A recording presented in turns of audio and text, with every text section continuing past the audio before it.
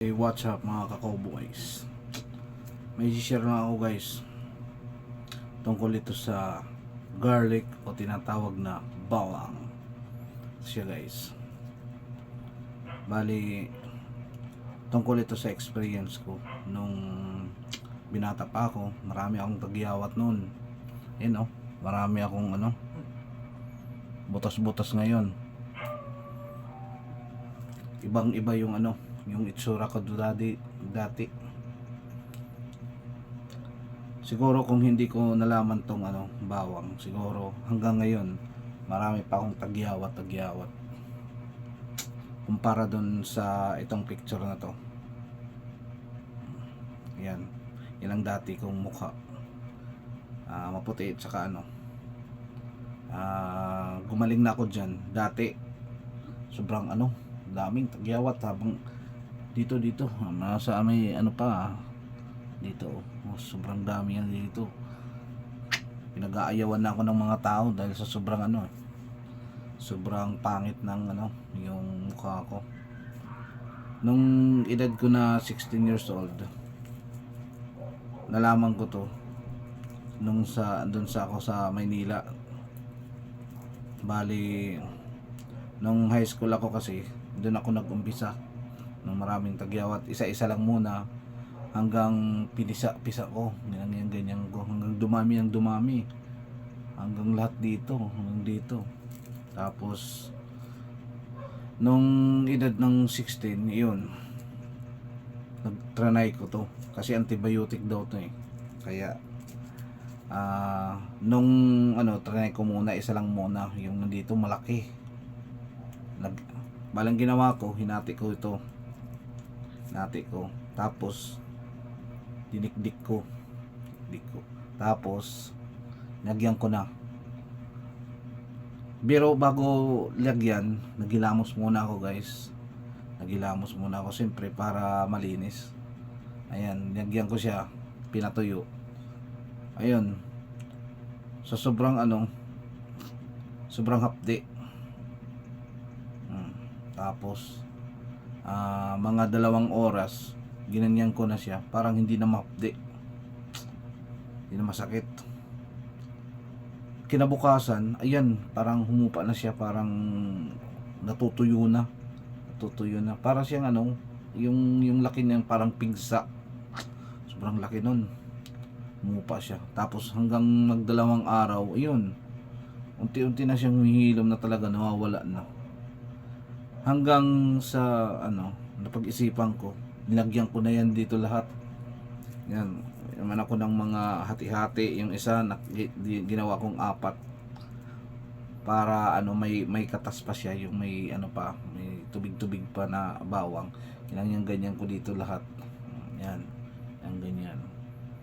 Hanggang hanggang mga 2 oras, 3 oras, ayun, para siyang makinis, ginaganyan ko, makinis na siya. Tapos hanggang 2 araw, ayun, hindi na ako tinutubuan ng tagyawat nun. Tapos tinutuloy-tuloy ko lang siya. Ginawa ko, hilamos ulit ako. Huwag yung masyadong hilamos na lagyan ng kahit anong sabon-sabon. Yan, pinatuyo ulit na bago ko siya linagyan ulit ng bawang, hanggang sa hindi na siya tinutubuan ng mga tagyawat, hanggang sa edad kong 18 years old. Yun yung naka picture ako nito. 18 years old na ako niyan. Wala na akong tagyawat. Tsaka ngayon lang ako na yung nung edad kong 32, ngayon 38 na ako ngayon 32. Nakikita ko na yung yung parang yung dati kong mga itim-itim natatanggal na. Yung edad kong 18 hanggang 24, nawala na yung mga itim-itim kasi dati dami kong itim-itim nun. Pero tinutuloy-tuloy ko pa rin yung pag may tagyawat na isa lang, lalagyan ko dito. Ayan, ganyan lang ang ko, yun ang experience ko nitong bawang na to. Basta bago nyo gamitin to guys, hilamos ka muna tapos lagyan mo doon mo nalalagyan yung ano, yung bawang. Dapat yung paghati may katas pa siya. Huwag masyadong idiin kasi mahapdi kasi yan eh. Mahapdi siya. Hindi naman masusunog yan guys. Try nyo lang ha. Try nyo muna yung isang tagyawat lang muna bago ipahid lahat. Kasi baka allergy kayo dun eh, kaya hindi nyo maano yung amoy. Isa lang muna. Yun din ang ginagamit ng anak ko eh, yung sa asawa ko.